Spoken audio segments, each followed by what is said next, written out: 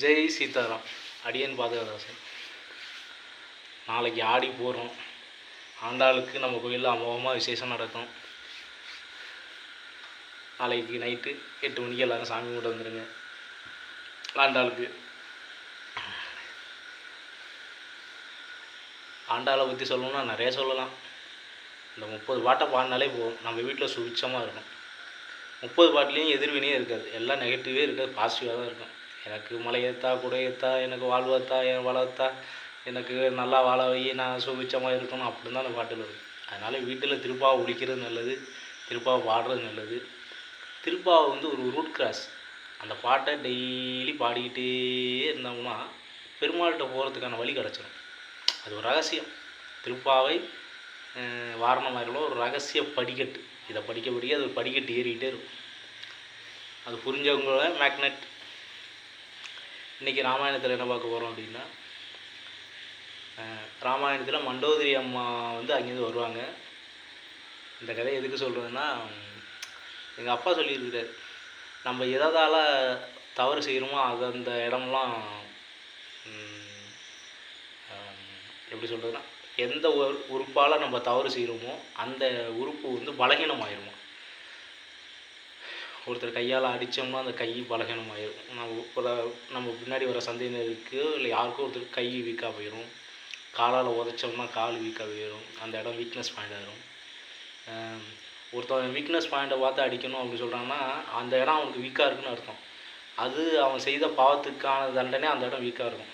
கண்ணால் தவறு செய்தால் அதான் அந்த கருட புராணத்தில் வருதான், நம்ம எதால் பாவம் செய்கிறோமோ அதால் தண்டனை உண்டு.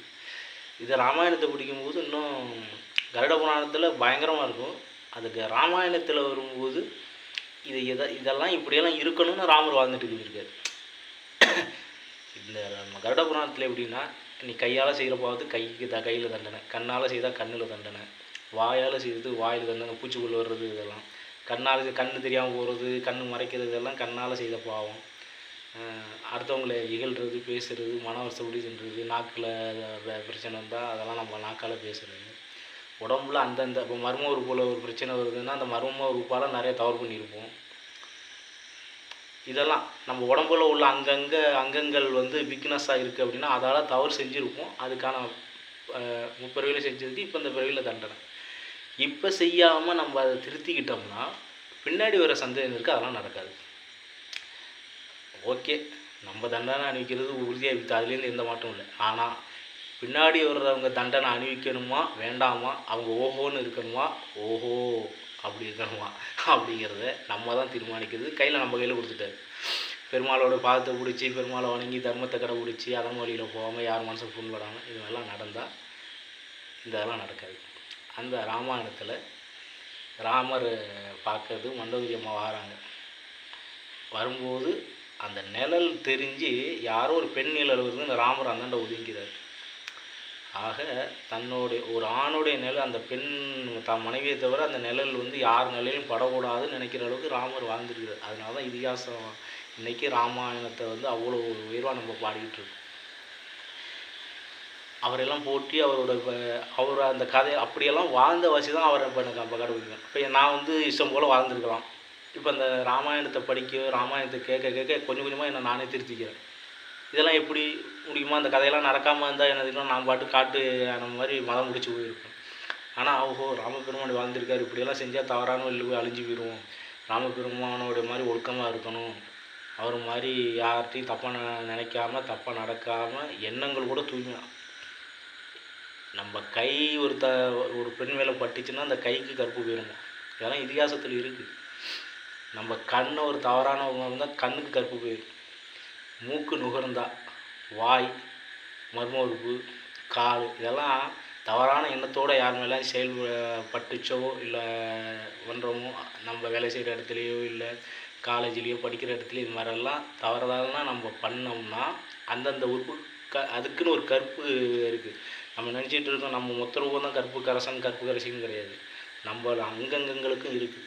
இதெல்லாம் நம்ம ரொம்ப கட்டிக்காத்து. அதுதான் சீதை இலங்கையில் கொண்டு வச்சது கூட தன்னை தானே ஒரு வட்டம் போட்டுக்கிட்டு அதுக்குள்ளேயே இருந்து ராவணன் வரும்போது ஒரு புல் எடுத்து போட்டு போட அந்த புல்லுக்கு சமம். இதெல்லாம் ஏன் இந்த கதையை படிக்கிறோம்னா, நம்மளோட நெறி எந்த அளவுக்கு இருக்கோ அந்த அளவுக்கு நம்ம பிற்காலத்தில் பேச போடுவோம், நம்ம சந்ததியினருக்கு பின்னாடி பேச இப்போ அவங்களாம் அவங்களாம் போயிட்டாங்க. ஆனால் அவங்கள நினச்சி நம்ம எத்தனை பேர் உத்தமனா மாறுறதுக்கான வாய்ப்பு கிடச்சிருக்கு. நான் தவறான வழியில் போகாமல் என்னை இன்றைக்கி காப்பாற்றி பகவான் வச்சுருக்கிறேன்னா, இப்போ இந்த ராமபெருமானுடைய கதையும் சீதா பிராட்டி கதையும் என் மனசுக்குள்ளே போய் இதெல்லாம் பாவம் அப்படின்னு என்னை தடுத்து வச்சுருக்குன்னா, அப்போ அந்த கதைக்கு அவங்க வாழ்ந்ததுனால தான் அந்த கதைக்கு அவ்வளோ ஒரு உயிர். ஏதோ சும்மா எழுதுகள் இல்லை, வாழ்ந்தே காட்டிட்டு வீத்தாங்க. அந்த மாதிரி நீங்கள் நம்ம இப்போ நான் அது மாதிரி வாழ்ந்துட்டேன்னு வச்சுங்களேன். சப்போஸ் எனக்கு ஒரு சந்ததியினர் இருந்தால் இருக்குது, இல்லை அது பெருமாளுடைய அப்படி இருந்தால் அவங்களுக்கு இந்த மாதிரி தவறுகள்லாம் நடக்காமல் நான் இருந்ததுக்கான பலன் கிடைக்கும். நான் என்ன விதைக்கிறோனோ அது பல மடங்கு விளையும். அதனால் முடிஞ்ச அளவுக்கு நம்ம தர்மத்தை கடைபிடிச்சி இந்த ராமாயணத்தெல்லாம் ராமாயணம் இல்லை, எல்லா இதிகாசமும் நீங்கள் எந்த மதத்தில் வேணாலும் எடுக்கலாம். ஒவ்வொரு மதத்துலேயும் இதெல்லாம் தவறுன்னு சொல்லி வச்சுருக்குறாங்க. இப்படியெல்லாம் பண்ணக்கூடாது, அடுத்தவங்களை துன்புறுத்தக்கூடாது, அடுத்தவங்களை இகழக்கூடாது, பேசக்கூடாது, யாரையும் மனசு புண்படுற மாதிரி நடந்துக்கக்கூடாது. ஆனால் இதெல்லாம் அவ்வளோ சீக்கிரம் நம்மளால் கண்ட்ரோல் கொண்டு வர முடியாது. பட் கொஞ்சம் கொஞ்சமாக டெய்லி ப்ராக்டிஸ் பண்ணி மானிட்டர் பண்ணி, ஓஹோ இன்றைக்கி இவங்கள்ட்ட தவறாக பேசிட்டோமா, அவங்ககிட்டேருந்து கொஞ்சம் விலகி இனிமேல் அவங்கள்ட்ட பேசக்கூடாது, அதை அவாய்ட் பண்ணிக்கணும்.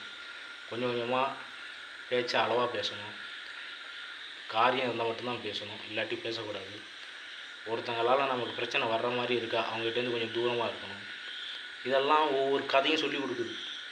இப்போ ராமாயணம் படிக்கும்போது தான் ராமர்லாம் அளவாக தான் பேசுவாராம், அளவுக்கு மீறி பேசவே மாட்டாராம், கவனிப்பாராம், ஃபஸ்ட்டு எல்லாத்தையும் கவனிப்பாராம். இந்த மாதிரி சொல்லி அது மாதிரி ஆஞ்சநேயர், ராமர், இது மாதிரி ஒவ்வொரு கதாபாத்திரங்களும் நமக்கு ஒவ்வொன்றும் சொல்லி தரும்.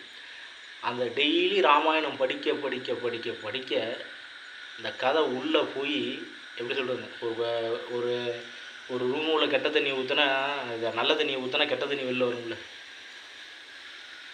உள்ள நல்ல தண்ணியை இருக்குது, அதை கெட்ட தண்ணி ஊற்றினா நல்ல தண்ணி வெளில வந்துடும். அதே நல்ல தண்ணியை ஊற்றினா கெட்ட தண்ணி வெளில வந்துடும். அதே மாதிரி தான் நம்ம கெட்ட விஷயங்களை பார்க்குறது, செல்லில் கெட்ட விஷயங்களை பார்க்குறது, கெட்டதை கேட்குறது, நிறைய இதுவை நோக்கி போனோம்னா சீக்கிரம் சீரழிஞ்சு சின்ன பண்ணமாகி வீணாக போய்டும். நல்ல விஷயங்களே பார்த்து நல்ல விஷயங்களே கேட்டு நல்லவர்களோடையே பயணம் பண்ணி இப்படி இருந்தோம்னா நம்ம வாழ்க்கை கொஞ்சம் கொஞ்சமாக பகவான் நம்மளை காப்பாற்றி ஒரு நல்ல இடத்துல பொசிஷனில் கொண்டு உட்கார வச்சுக்குவார். அதுக்கு ஃபஸ்ட்டு நம்ம ஒரு அடி நல்ல விஷயத்தை டெய்லி பெருமாள்கிட்ட போய் நின்று இந்த கெட்ட விஷயங்கள்லாம் எப்படியாச்சும் வெளில தள்ளிவிட்டு என்னை எப்படியாச்சும் காப்பாற்ற பெருமாளேன்ட்டு கருணையோடு போய் பெருமாள்கிட்ட பிச்சை கேட்கணும். நம்மள்கிட்ட இல்லை தான், ஓகே, வழியாக வந்தது பூரா நம்மள்கிட்ட டெபாசிட்டாக இருக்குது, கவலையே பட வேண்டாம். பகவானுடைய நாமத்தை சொல்லி, பெருமாளே என்னை தீயவர்களோடு சேர விடாத, தீயவர்களோட பழக விடாத, நல்ல எண்ணத்தை கொடு, நல்ல புத்தி கொடு, நல்ல அறிவை கொடு, எனக்கு நல்ல மனிதர்களை எனக்கு கூட என்னை சுற்றி நல்ல மனிதர்களாக இருக்க வை, என்னை நல்ல இடத்துல கொண்டுட்டு போய் சேர்த்து வை, உன்னோடைய பாத திருவடிகளே எனக்கு போதும் அப்படின்னு அதை தான் நம்ம கேட்கணும், வேறு எதையும் கேட்கக்கூடாது. ஜெய் சீதாராம். எங்கள் அப்பா நிறையா சொல்லி கொடுத்துருக்குறாரு, பட் அவர் ஒழுங்காக இருந்தாரா என்ன அதெல்லாம் நம்ம பார்க்கணும். ஆனால் நல்ல விஷயங்களை எங்கள் தந்தையார் சொல்லி கொடுத்துருவாரு. இந்த நேரத்தில் என் தந்தையாருக்கு நான் கடமைப்பட்டிருக்கிறேன். ஜெய் சீதாராம்.